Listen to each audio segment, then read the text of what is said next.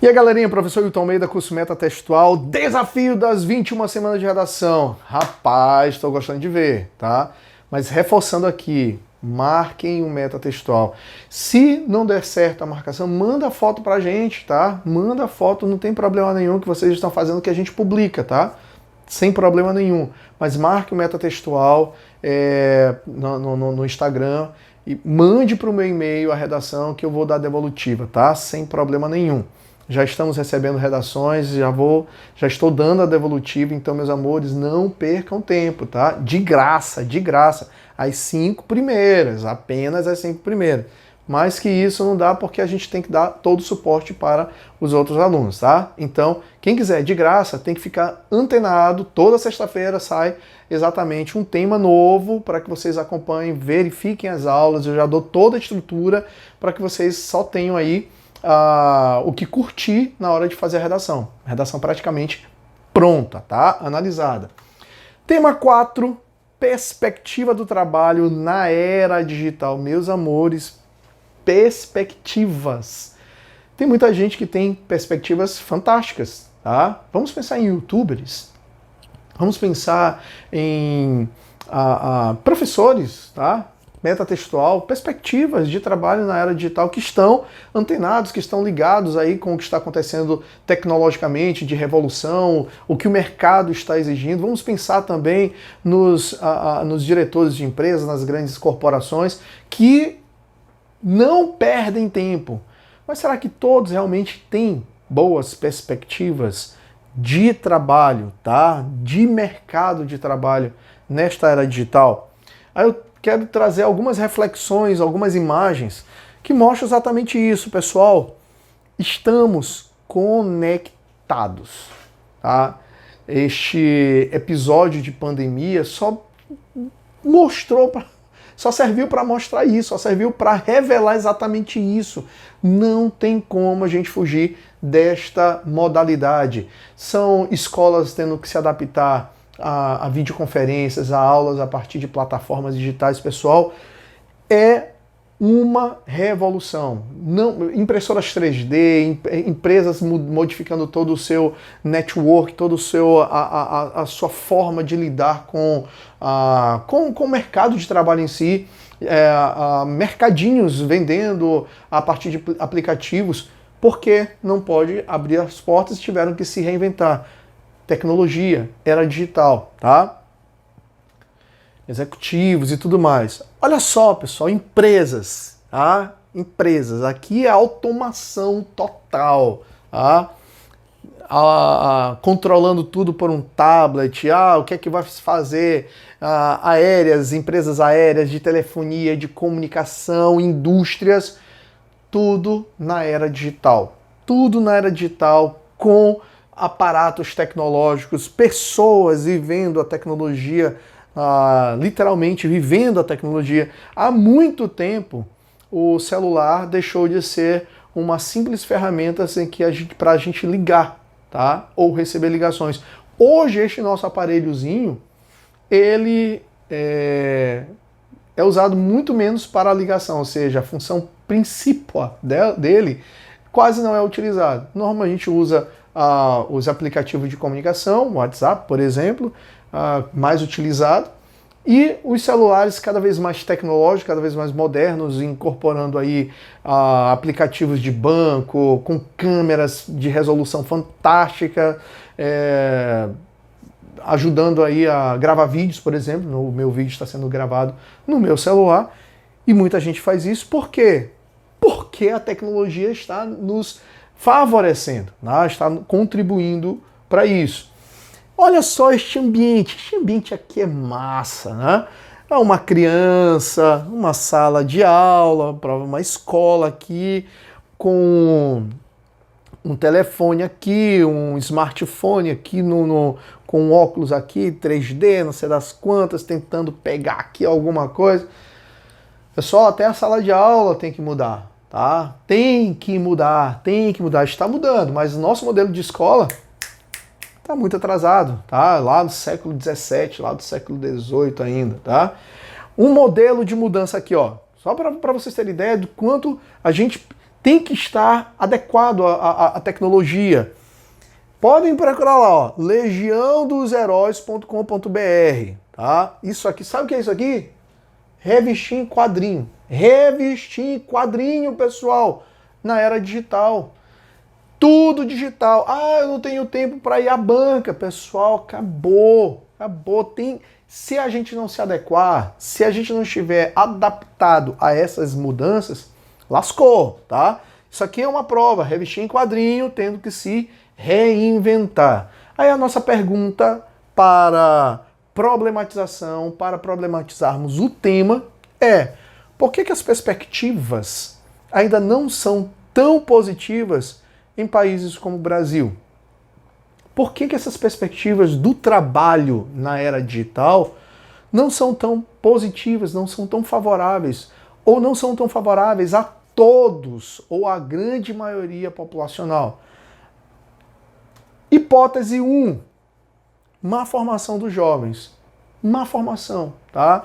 Despreparo, desqualificação, instituições não estão adaptadas, não estão preparadas para inserir essa futura mão de obra no mercado de trabalho altamente digital.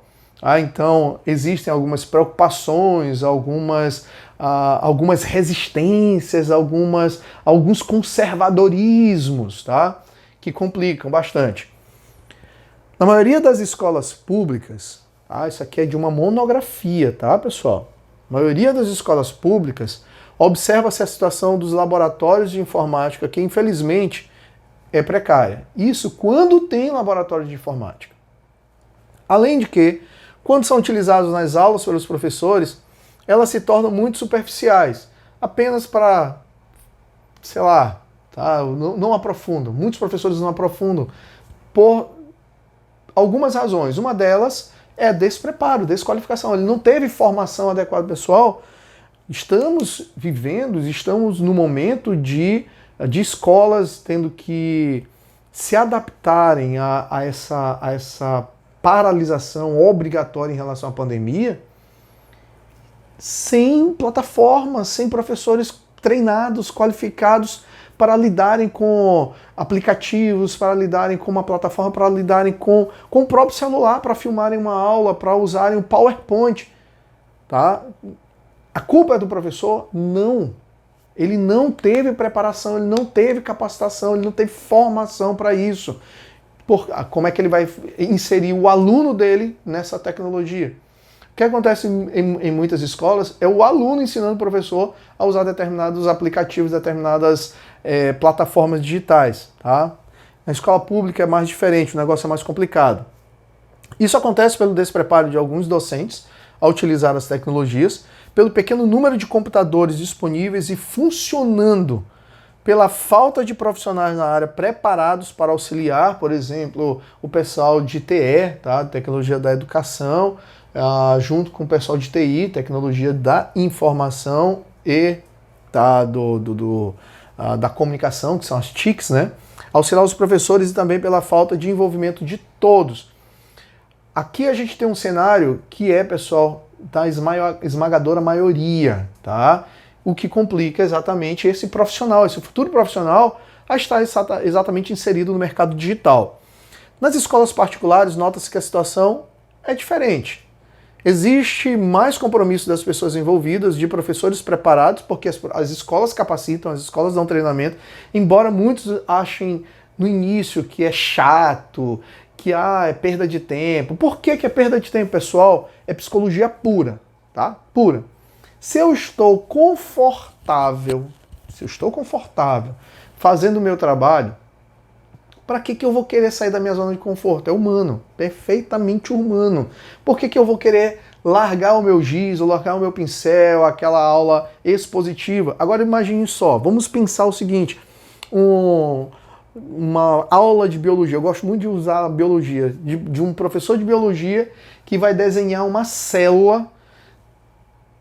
Tem lógica, tem cabimento, se existe a possibilidade de ele ter ali um aplicativo, ele ter ali alguma ferramenta de dimensionar aquela célula, de adentrar aquela célula, de verificar, virar a célula do avesso. Não tem lógica, o professor ainda está desenhando, tá? Então o que é que o aluno vai dizer? Pô, tá perdendo tempo, isso é perda de tempo, tá? Professor de geografia, meu amigo Stanley, um forte abraço. Professor de geografia desenhando o mapa. Cara, não cabe mais, isso não cabe mais, tá? Então a gente precisa ter o cuidado em relação à adaptação. O professor tem que estar adaptado, não só o professor, mas vários outros profissionais a estarem preparados para esse novo formato de educação. Nas escolas particulares, mas dando a sequência, ó, são envolvidos professores preparados e menos burocracia para investimentos materiais. Então, escolas mais robustas, escolas particulares com maior número de clientes, essas escolas vão ter mais capital para investir. E aí vão capacitando professores, vão adquirindo equipamentos, vão investindo em internet, vão investindo em aparelhos, em tablets, em computadores, enfim. Nas escolas particulares, a inclusão digital está basicamente efetivada. Existem escolas particulares com laboratórios praticamente de universidade, gente. Tá? Fantástico laboratório. Eu poderia citar aqui algumas, mas não o farei. De laboratórios, com impressoras 3D. O que é que falta? Capacitar, utilizar esse aluno. Segue o raciocínio aqui para a gente discutir legal na redação. Esse aluno numa escola particular que teve acesso a aplicativos, que teve acesso à construção de aplicativos, que teve acesso a aulas para desenvolver softwares, que teve acesso a um laboratório, a impressão 3D, a construir conhecimento. Diz aí, quem é que vai estar competitivo no mercado de trabalho? Esse aluno da escola particular ou esse aluno da escola pública que, pelo amor de Deus, não consegue nem até aquele computador quadradão, aquele antigão lá? Hein? Complicado, né? Complicado. Na escola pública existe a burocracia, pessoal. Uma burocracia muito grande. Embora o governo, teoricamente, é o que tem mais poder aquisitivo, é o governo. Mas os investimentos eles não são distribuídos de maneira de maneira democrática, mas sim burocrática. Vocês podem acessar aqui, tá? monografias.brasilescola.uol.com.br. Verifiquem, leiam a monografia, muito massa, vai ajudar bastante vocês, tá? Outra fonte para ajudar em relação à formação desqualificada, a precariedade na formação desses futuros profissionais, vocês podem verificar aqui a Época Negócios, tá? Alvin Toffler, além de história, escolas deveriam ensinar futuro. Não sou eu que estou inventando, estou trazendo, pessoal, fontes, tá? Fontes fidedignas. 2019, agosto de 2019, agosto do ano passado. Olha o que ele diz. The Future as a Way of Life deu origem ao livro Future Shock, publicado por Toffler em 1970. Neste livro, ele defende que a nova educação deve ensinar o indivíduo sobre como classificar e reclassificar informações. Nossas escolas estão ensinando isso. Estão ensinando os nossos alunos a classificar e reclassificar informações, como avaliar sua veracidade, como mudar as classificações quando necessário, como mover do abstrato para o concreto e vice-versa. Isso aqui me lembra muito aqueles conteúdos que a gente diz assim, mas para que mesmo que eu vou usar isso aqui? Vou aplicar isso aqui em quê? Tá? Como olhar problemas sob novas perspectivas, resolução de problemas, cases, tá? Sobre como ensinar a si mesmo. E conclui com uma das frases mais famosas atribuídas a ele, mas dita pelo psicologista Herbert Georgiou. O analfabeto de amanhã não será aquele que não sabe ler, mas aquele que não aprendeu como aprender. Pessoal, isso aqui vocês podem até utilizar na redação de vocês. O analfabeto de amanhã não será aquele que não sabe ler, mas aquele que não aprendeu como aprender. Porque se as escolas não ensinarem O mercado de trabalho, a gente está falando de mercado de trabalho na área digital. Se o mercado está dizendo assim, cara, a gente precisa de software, a gente precisa de startups, a gente precisa de mente de inteligência artificial, a gente precisa de aplicativos, a gente precisa de dinâmica. E a escola ainda está estática, a gente não vai ter profissionais adequados. Eu vou já provar isso para vocês, tá? Olha aqui, ó. Mercado de tecnologia tem déficit de 24 mil profissionais por ano. Por ano. Enquanto a gente está falando de um monte de pessoas desempregadas, a gente está indo na contramão dessa informação. Por quê? Há um déficit anual de 24 mil profissionais exatamente na área tecnológica. Assédio de empresas estrangeiras e falta de qualificação são alguns dos motivos apontados por especialistas de RH, tá? Isso aqui, ó, 5 de janeiro deste ano, tá? O Globo. Alguns recortes para vocês. Porém, há um forte descasamento entre oferta e demanda. O país forma 46 mil pessoas com perfil tecnológico por ano. Ou seja, um déficit de 24 mil especialistas anualmente. As áreas que mais contratam são desenvolvimento de software, ciência de dados, engenharia de dados. Escolas, universidades com dificuldade, cursos técnicos com dificuldade de formação. Então a gente não tem espaços adequados para essa formação. Há várias vagas abertas para esses profissionais, mas não encontramos desempregados. Ou seja, há mais vagas abertas do que candidatos disponíveis, o que nos leva à conclusão de que as universidades brasileiras, os cursos tecnológicos e técnicos não são capazes de suprir a demanda atual existente, afirma Marcos Chiodi, diretor executivo da Monitora, fábrica de software personalizado. Presta atenção, na empresa, até o final do ano serão abertas 60 novas posições de trabalho relacionadas aos setores de desenvolvimento de software, inteligência artificial, Big Data e design de serviços de UI e UX.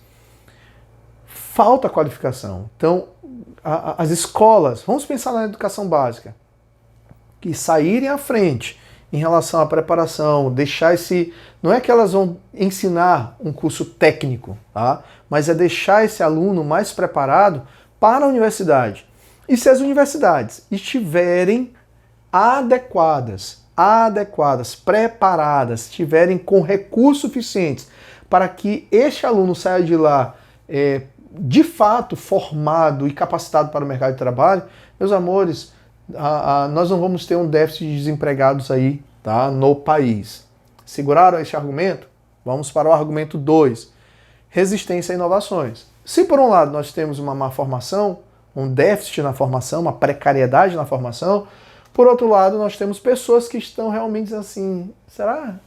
Precisa realmente mudar? Precisa realmente investir? Eu preciso sair da minha zona de conforto? Ah, não vou sair não da minha zona de conforto. Para quê? Tá? Estado de Minas Economia, tá? 29/12/2018. Resistência à transformação digital pode ser fatal para empresas. Aqui, pessoal, eu gostaria de que vocês entendessem que essa resistência não é só do indivíduo. Ela é de empresários também. Muitos empresários que estão acomodados em fazer ajustes, tá? Com essas questões tecnológicas, eles certamente vão sofrer duras consequências. Já estão sofrendo, tá? Resistir às mudanças causadas pela chamada transformação digital poderia ser fatal às corporações de economia tradicional no próximo ano ou nos próximos anos, tá? Outro alerta. Resistência à mudança. Como transpor uma das principais barreiras da transformação digital. Acessem, leiam, isso aqui é muito massa, tá? www.cesar.org.br, tá? Eu destaquei um trecho aqui para a gente analisar e servir de base aí para nossa redação. A era digital é caracterizada pela larga utilização de novos modelos, sistemas e plataformas digitais em todos os tipos de organizações, o que os habilita a se comunicarem de maneira imediata e efetiva com seus consumidores, se conectarem de maneira ampla com fornecedores e parceiros e a controlarem de forma absolutamente minuciosa os seus processos produtivos. Mas tem empresas que não fazem isso, e aí tem desperdício, tem a perda de material, de equipamento, quando vai vender, acha que tem, não tem mais, isso gera um descontrole na própria organização. Correto? Quase.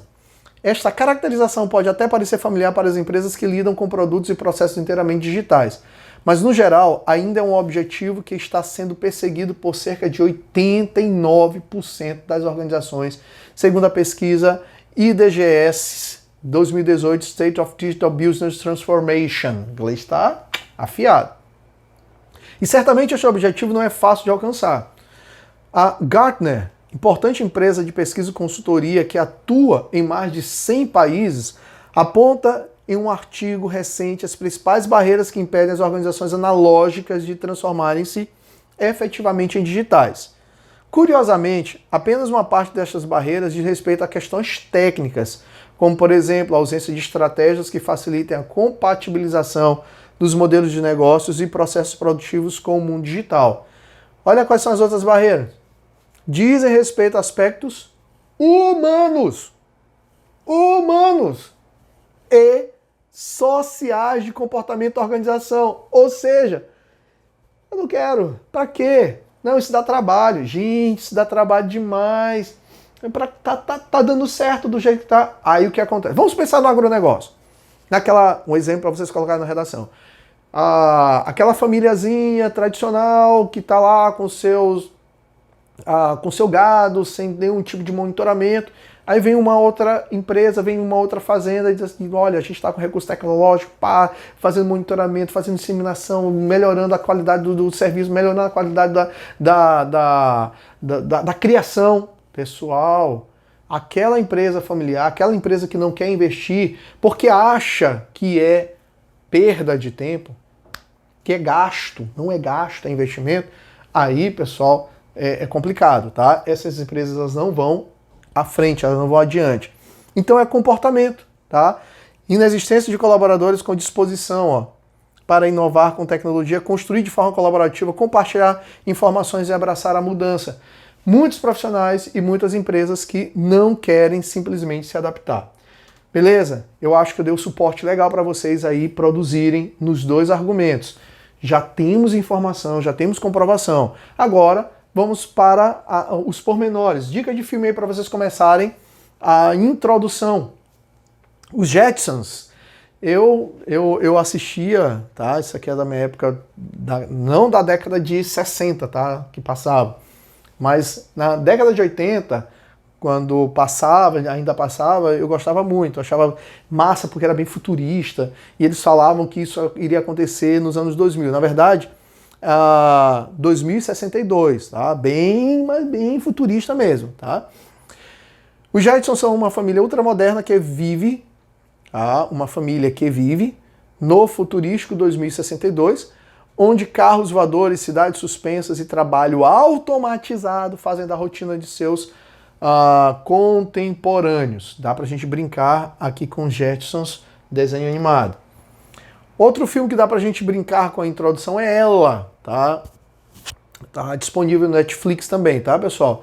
O filme Ela, de 2013, conta a história de um homem chamado Theodore Twombly, Joaquim Phoenix, que se apaixona por um sistema operacional que tem a voz de Scarlett Johansson. O filme mostra de maneira delicada uma relação muito íntima entre uma pessoa e um sistema de inteligência artificial. É um retrato interessante de como a nossa relação com o computador ou com o dispositivo eletrônico pode mudar no futuro. Vamos ter robôs, nós vamos ter lá os ciborgues, não sei, não sabemos. Não, o Arnold Schwarzenegger não veio lá do futuro para falar pra gente. Outro filme massa, tá? Na verdade é uma série, tá? Não é um filme, é uma série do Netflix, tá? Inclusive aqui todos os episódios, 2 de fevereiro, chamado Altered Carbon, tá? O teu corpo é eterno. No futuro, a sociedade se acostumou à prática da troca de corpos. Após armazenar a consciência de uma pessoa, ela pode ser transferida a outra capa, que é outro corpo, podendo viver várias vidas. O mercenário Kovacs acorda após 250 anos em outro corpo. Além de se adaptar a esta situação e à nova sociedade, ele é contratado por um homem riquíssimo para descobrir o autor de seu próprio assassinato. Take conta com a ajuda de uma policial mexicana, um ex-militar tentando ajudar sua filha e um robô equipado com inteligência artificial. Futurista, tá? Tecnologia, isso envolve tecnologia. Estamos longe disso no Brasil, se não tivermos capacitação, ainda estamos, tá? Então, para o argumento 1, uma formação dos jovens, nós temos aqui dicas de área de conhecimento, o artigo 205 da Constituição, a educação é direito de todos e dever do Estado e da família. Paulo Freire, se a educação sozinha não transforma a sociedade, sem ela tampouco a sociedade muda. Paulo Freire também, a teoria sem prática vira verbalismo. Por que teoria? Pessoal, a gente precisa colocar isso aqui, a teoria, tá? Qual é a teoria? De que existe, nos parâmetros curriculares nacionais, a ideia de inserção de tecnologia. Inclusive, existem vários programas do governo federal para a inserção de tecnologias nas escolas e universidades. Porém, ainda há muita lentidão, muita burocracia prática. Immanuel Kant, ser humano é aquilo que a educação faz dele, ou seja, se nós não tivermos uma boa preparação, uma boa formação, de nada vai adiantar. Áreas de conhecimento para o argumento 2, resistência a mudanças. Arthur Schopenhauer, vocês estão percebendo que a gente não precisa inventar a roda, são praticamente as mesmas áreas de conhecimento que a gente usou para o tema anterior. Mesmas áreas de conhecimento, não precisamos inventar a roda, vocês não têm a mente essa mente que vai conseguir armazenar um monte de áreas de conhecimento. Segurem aquelas que são mais genéricas, que podem ajudar vocês, tá? Schopenhauer, os limites do campo de visão de uma pessoa determinam o seu entendimento a respeito do mundo, tá? Ela vai ser resistente, então não vai conseguir modificar. Levi-Strauss, só é possível interpretar adequadamente as ações coletivas por meio de atendimento dos eventos históricos, ou seja, historicamente houve um comodismo, e muitas pessoas ainda continuam nessa questão. Durkheim, fato social, determinismo social, de que todo acontecimento é explicado pela determinação, ou seja, por relações de causalidade, ou seja, se o meio em que estou inserido não modifica, dificilmente aquele indivíduo vai ser modificado. E aqui eu tenho para vocês um modelo de proposta de intervenção já detalhado, tá ok, pessoal? Para o argumento 1, que é a formação, tá? Desse preparo de instituições, Ministério da Educação, em parceria com o Ministério da Ciência, Tecnologia, Inovações e Comunicações, tá? Hilton, eu quero colocar só um, não tem problema. Órgão responsável, já estou fazendo detalhamento, ó. Isso aqui é o detalhamento do Ministério da Educação. A partir de agora, vou trazer outros agentes, vou trazer o detalhamento desse agente também, tá ok? Órgão responsável por formular e avaliar a política nacional de educação, zelar pela qualidade de ensino, velar pelo cumprimento da legislação educacional e assegurar a participação da sociedade no aprimoramento da educação brasileira. E eu posso fazer uma síntese disso aqui? Deve, tá? Mas a essência tem que ser mantida. Ministério da Ciência e Tecnologia, responsável pela formação e implementação da Política Nacional de Ciência e Tecnologia. Se vocês colocarem isso aqui, nós já temos o agente e já temos o detalhamento. Então já temos dois elementos. Ação, ou seja, o que vai ser feito? Promover a rápida adequação do ensino no Brasil. De certa forma, adequando já, detalhando aqui, ó, da educação básica ao superior, contemplando a utilização das tecnologias digitais na dinâmica de sala de aula. Só ação, tá? Como vai ser feito isso? Por meio, observe que eu sempre começo com por meio, não inventem a roda. Por meio da destinação de recursos federais, mais 2% do PIB para as escolas e universidades, ampliação, mais, tá? Não é só, mais. E ampliação de cursos de graduação nas áreas de tecnologia de informação e comunicação. E aí eu dou um detalhamento, a finalidade, a fim de que a população esteja mais capacitada para ser inserida no mercado de trabalho na chamada Indústria 4.0. O detalhamento da ação, com a capacitação de professores acerca de plataformas digitais, uso de laboratórios, exploração de aplicativos e resolução de problemas sociais, conforme nível de formação dos estudantes, quer seja na educação básica, quer seja no ensino superior. Galerinha, se vocês não arrebentarem na redação, com a ajuda deste professor aqui, tá difícil, porque eu estou esmiuçando para vocês o que é uma redação nota 1000. Tranquilo? Vejo vocês no próximo tema, vejo vocês na próxima aula. Forte abraço. Tchau, tchau.